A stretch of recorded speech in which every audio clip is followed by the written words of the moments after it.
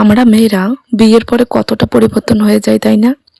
ছোটবেলায় যে কাজগুলো মা জেঠিমাকে করতে দেখেছিলাম, সে কাজগুলো আজকে আমি নিজেই করছি।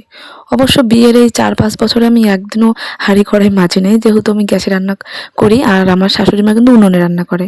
উনি সবসময় এগুলো মাজা ঘষা করে আর আমি গ্যাসের যাবতীয় যা জিনিস সব মাজি।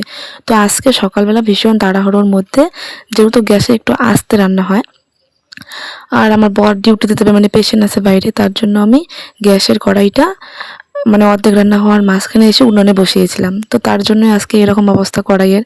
তো এটা তো রাখা যাবে না, যেহেতু রাত্রেবেলা আবারও গ্যাসেই রান্না করব।